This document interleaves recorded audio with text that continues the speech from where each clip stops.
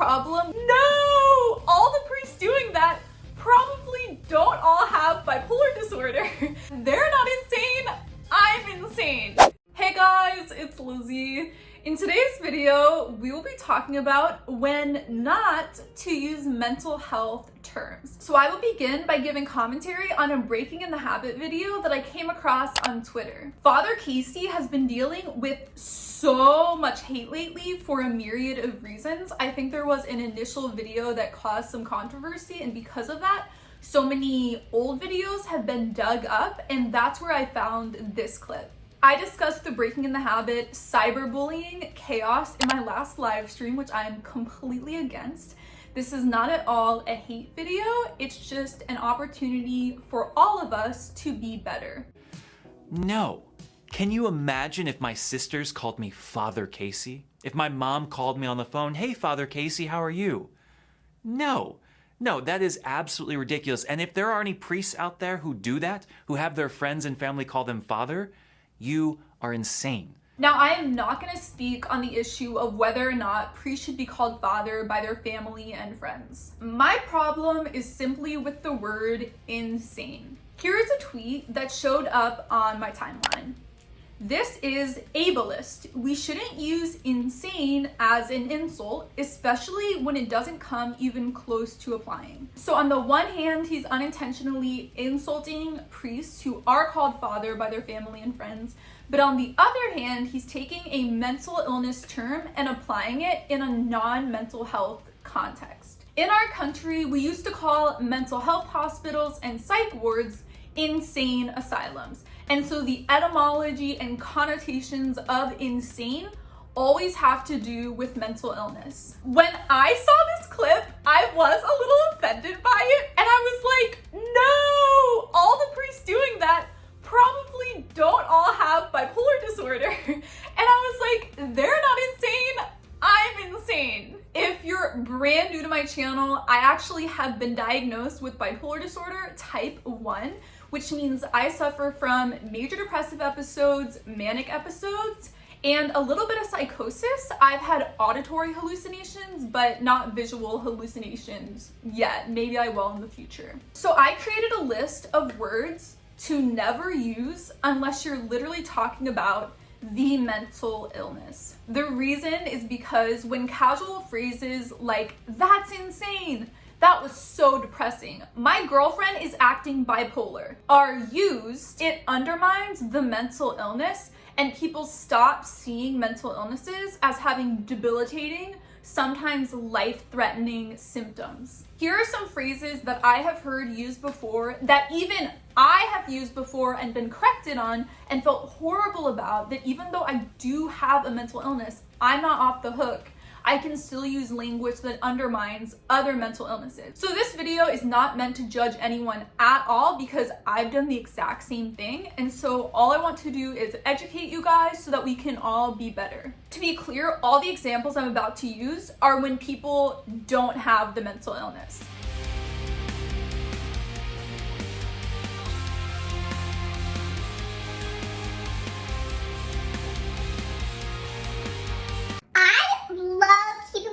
Organized. I'm so OCD. That movie we watched was so depressing. My girlfriend is being emotional again. She's so bipolar. You really scared me for a second. I got so triggered. That guy is weird. He's psycho. I have PTSD from the amount of times you snoozed your alarm. It just kept going up again and again. I have so much anxiety from not getting our test results back yet.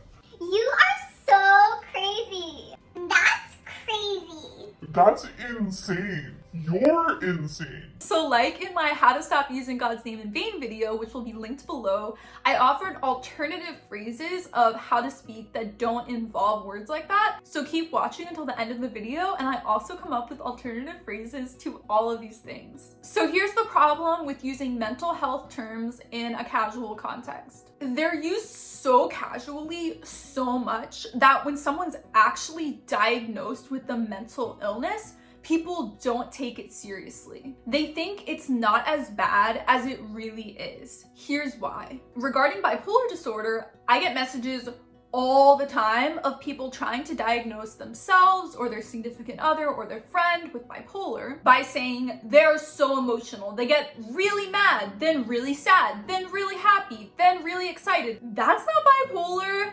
at all. The episodes last around 2 weeks to 2 years. It's not just having intense emotions that are just going up and down all the time. It's not like within 1 hour or even within 1 day that you're just going up and down between these extreme emotions. The episodes don't even have that much to do with emotions. They really have more to do with energy and sleep cycles and productivity. So when the word bipolar is thrown around, number one, people don't get diagnosed who have bipolar because they literally think it's just having up and down extreme emotions. Number two, when bipolar people get diagnosed with bipolar, their loved ones don't realize how severe it is. It's really common for family and friends to completely deny the mental illness just because of these casual phrases and stereotypes. It's happened to me so many times. Now let's talk about depression episodes in bipolar disorder or unipolar depression when you have been diagnosed with major depressive disorder. It is not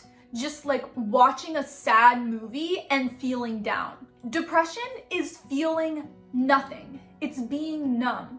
It's feeling so lethargic all the time, almost like you have mono. Your body just feels so heavy, and all the time it feels impossible to get out of bed and to feed yourself. It's sleeping 15 hours every day and being so terribly exhausted regardless of how much sleep you get. It's losing your appetite and rapidly losing weight. It's not being able to think of words to say in a conversation. It's wanting to kill yourself. It is not sadness. It is not just a lowered mood.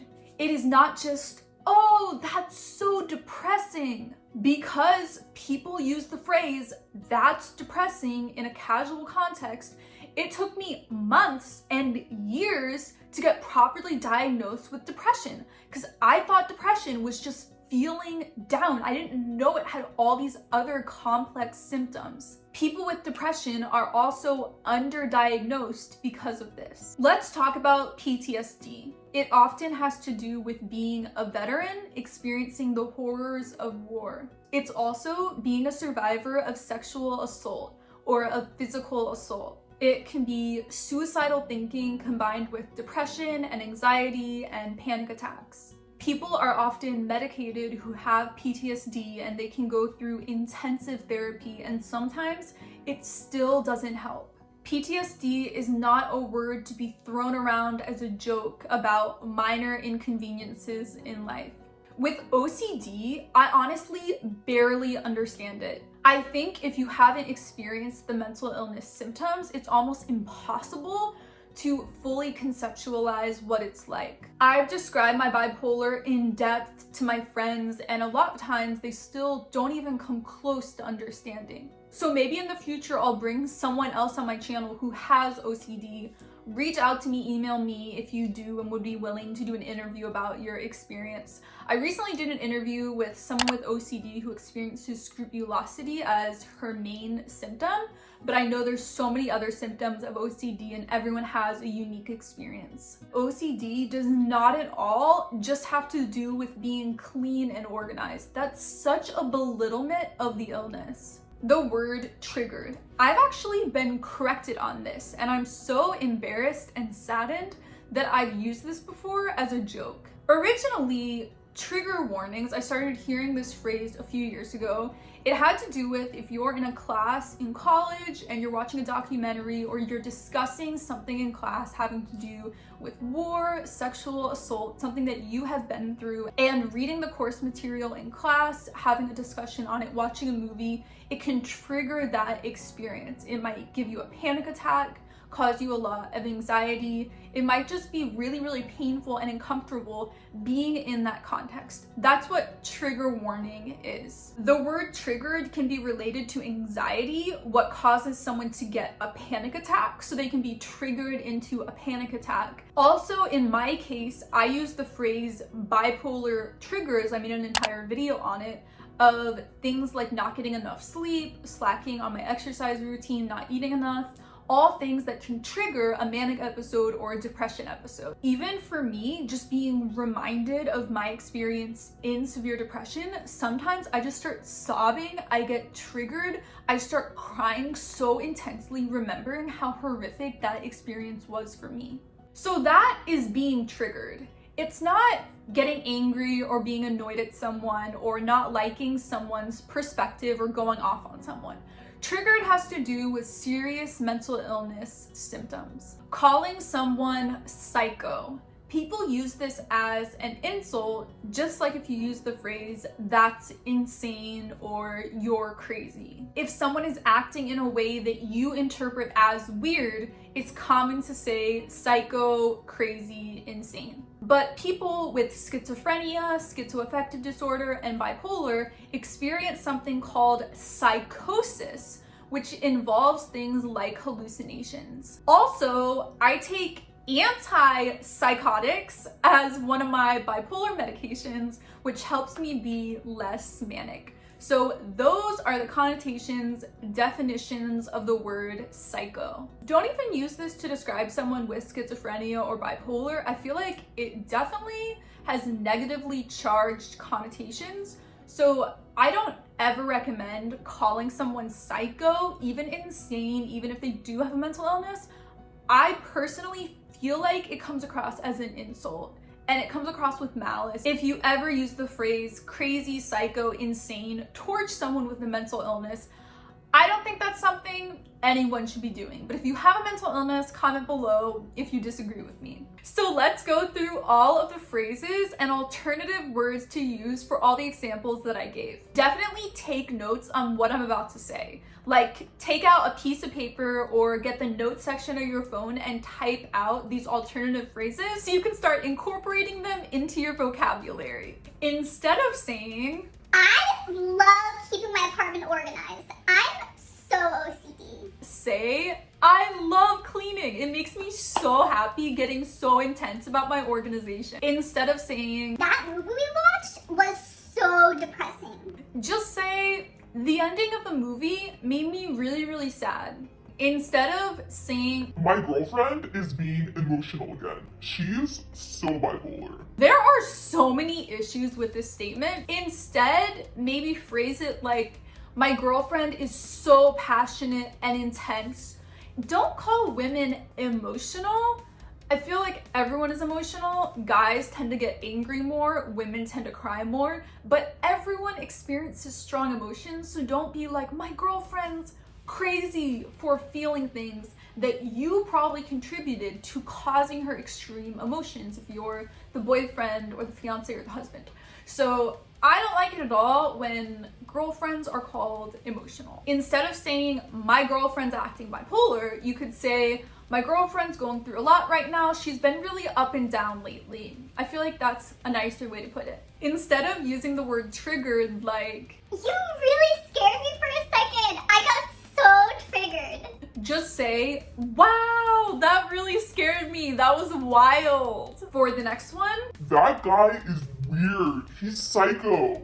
don't call people weird either. Just don't gossip. Maybe say, that guy is really interesting, that guy's unique, but not psycho. It just is insulting on so many levels to so many groups of people. The next, instead of saying, I have PTSD from the amount of times you snoozed your alarm. It just kept going up again and again. instead just say, I was so annoyed at all of your alarms. It was obnoxious. And finally, do not say, that's crazy. Just say, that is so wild. My best friend started saying this and she has an anxiety disorder. So I think that's why she's really careful about not using mental health terms. She's sensitive about it like how I am. And so instead of that's crazy, she says that's wild. And I've noticed that when I use it, other people begin to use it too. So just start saying that's wild rather than that's crazy, that's insane. Just say that's wild and it has nothing to do with a mental illness. And the word insane that we began the video with, just don't say it. Don't go around insulting people, or name calling ever. If you're discussing it in a mental health context, instead say, she has a mental illness, or he's mentally ill, or she's bipolar. Just say it like that. Don't say she's insane, they're insane. We're reading about mental health hospitals that used to be called insane asylums. I don't think anyone likes that they used to be called that. That's why we stopped using the word insane asylums and we started using psych wards or mental health hospitals. So that is all for this video. Make sure to be following me on my Instagram and Twitter. My Patreon is linked below if you want to help support my channel. I love you guys so much, and I will see you in my next video. Bye!